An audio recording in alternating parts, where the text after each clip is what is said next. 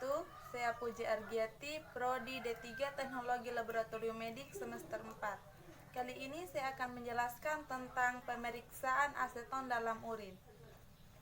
Urin atau air kencing adalah cairan sisa yang diekskresikan oleh ginjal yang kemudian akan dikeluarkan dari dalam tubuh melalui proses urinasi. Urin terdiri dari air dengan bahan terlarut berupa sisa metabolisme seperti urea, garam terlarut, dan materi organik.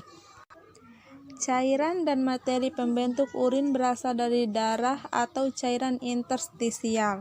Benda keton merupakan produk metabolisme asam lemak dan protein yang terdiri dari 3 senyawa, yaitu asam asetoasetat, aseton, dan asam beta-hidroksibutirat.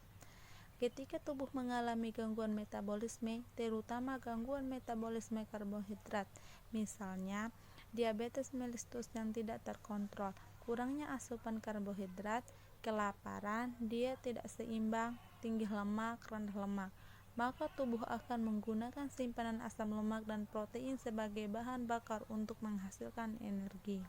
Keton memiliki struktur kecil dan dapat diekskresikan ke dalam urin.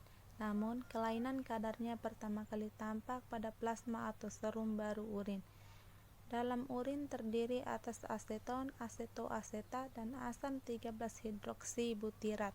Karena asam mudah menguap, maka urin yang diperiksa harus segar. Apabila kapasitas jaringan untuk menggunakan keton sudah mencukupi, maka akan diekskresi ke dalam urin.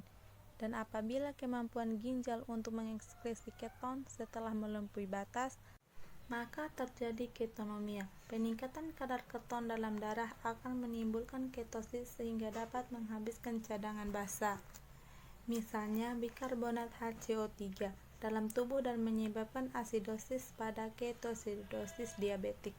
Keton serum meningkat hingga mencapai lebih dari 50 mg/dl. Prinsip pemeriksaannya yaitu aseton yang terdapat dalam sampel urin bereaksi dengan Na-nitrofericyanida dalam suasana basah menghasilkan cincin berwarna ungu. Makin cepat terjadi warna ungu dan makin tua warnanya menggambarkan makin tinggi konsentrasi keton dalam urin. Metode yang digunakan yaitu metode Rotera. Adapun alat dan bahannya yaitu beker gelas, pipet ukur, pipet tetes, tabung reaksi, rak tabung reaksi, kontainer urin, bal pipet, botol semprot. Bahannya yaitu sampel urin, amonia pekat, bubuk amonia sulfat, Na-nitroproside 20%. Adapun cara kerjanya yaitu disiapkan alat dan bahan yang akan digunakan. Selanjutnya dipipet 5 ml urin ke dalam tabung reaksi. Kemudian tambahkan bubuk amonia sulfat untuk mengasamkan. Kemudian dikocok tabung beberapa kali. Selanjutnya ditambahkan 2-3 tetes larutan Na-nitrofericyanida. Kemudian dituangkan amonia pekat lewat dinding tabung sehingga terbentuk suatu lapisan dengan campuran isi tabung sebelumnya. Selanjutnya dibiarkan tabung reaksi tegak selama 5 menit. Kemudian baca hasilnya. Interpretasi hasil.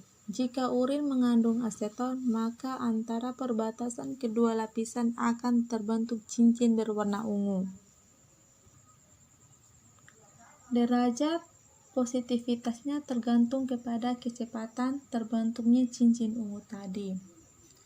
Adapun faktor-faktor yang mempengaruhi hasil laboratorium yaitu 1. Diet rendah karbohidrat atau tinggi lemak dapat menyebabkan temuan positif palsu. 2. Sampel urin yang diperiksa haruslah urin yang segar. Urin disimpan pada temperatur ruangan dalam waktu yang lama dapat menyebabkan hasil uji negatif palsu. 3. Kualitas amonia pekat digunakan harus baik dan saat penambahannya harus melalui dinding tabung.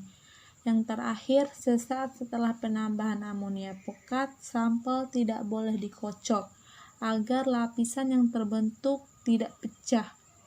Selain itu, sampel yang telah ditambahkan amonia pekat dibiarkan tegak selama 5 menit agar terbentuk cincin ungu yang stabil. Demikian penjelasan dari saya, semoga bermanfaat. Wassalamualaikum warahmatullahi wabarakatuh.